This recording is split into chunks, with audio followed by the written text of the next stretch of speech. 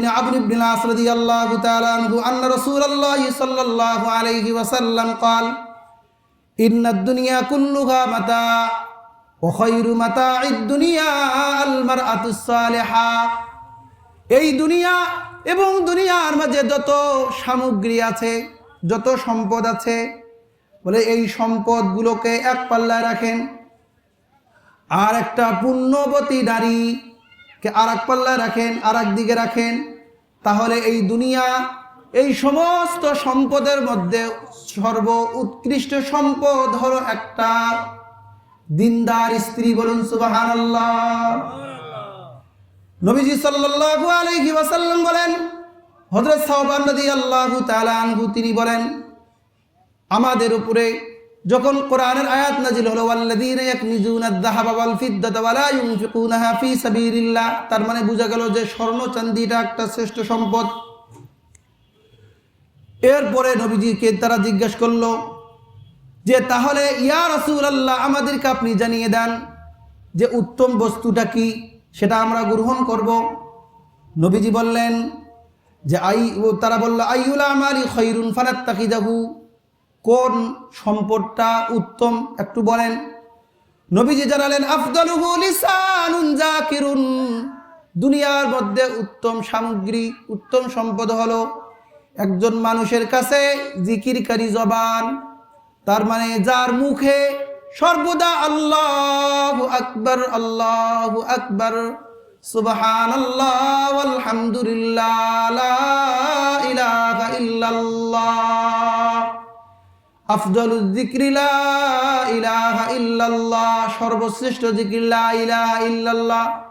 চলতে ফিরতে উঠতে বসতে সর্বদাই তার জিকির, আল্লাহর জিকিরে তার জবান, তার জিহ্বা আল্লাহর জিকিরে ভিজা থাকে, ওই ব্যক্তির কাছে একটা উত্তম সম্পদ হলো তার জিহ্বা। বলুন সুবহানাল্লাহ।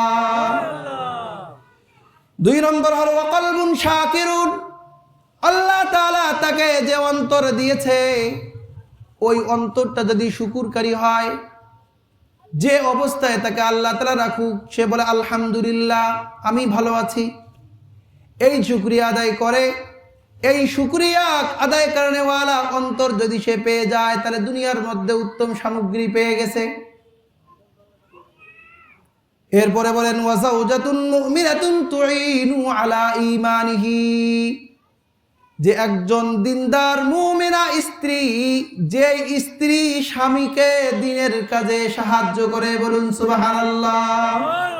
সে যদি আল্লাহর রাস্তায় যেতে চায় তাকে ছেড়ে দেয়, সে যদি নামাজ পড়তে চায় তাকে নামাজের জন্য সাহায্য করে, ঘুম থেকে জাগ্রত করে দেয়, তাকে নামাজের জন্য উজুর পানি দিয়ে দেয়, মানে দ্বীনের কাজে তাকে সাহায্য করে। এমন স্ত্রী যদি তার জীবনে পেয়ে যায়, তাহলে সে হয়তো সম্পদ পায় নাই, স্বর্ণ পায় নাই, রূপা পায় নাই, কিন্তু এমন দিনদার পুণ্যবতী স্ত্রী পেয়েছে, মানে উত্তম সামগ্রী পেয়েছে। দিনদার স্ত্রীদের আর কয়েকটি নিদর্শন নবীজি বলেছেন যে খায়রুন নিসা আল্লাতী ইযা নাযারতা ইলাইহা সাররাতকা, যে দিনদার স্ত্রী হলো তার দিকে যদি আপনি তাকান তাহলে আপনাকে খুশি করে দেয়। আপনাকে কি করে দেয় বলেন? খুশি করে দেয়। ওয়া ইযা আমারতাহা আতাআতকা, আর যখন তাকে নির্দেশ দেন, কোনো কাজের আদেশ করেন, আপনার অনুসরণ করে। ওয়া ইযা গিবতা আনহা হাফিজাতকা ফি নাফসিহা ওয়া মালিকা, আর যখন আপনি তার থেকে দূরে থাকেন তখন আপনার সম্পদকে হেফাজত করে এবং তার লজ্জা স্থানকে হেফাজত করে। যে এই সিফাত এবং গুণ যেই সমস্ত মহিলাদের মধ্যে থাকবে, তারা দুনিয়ার মধ্যে উৎকৃষ্ট মানুষ এবং উৎকৃষ্ট সম্পদ। বলুন সুবহানাল্লাহ। এজন্য আমাদের মাদের জন্য ফজিলতপূর্ণ হওয়া খুবই সহজ, এবং তাদের জান্নাতে যাওয়াও নবীজি সহজ করে দিয়েছেন।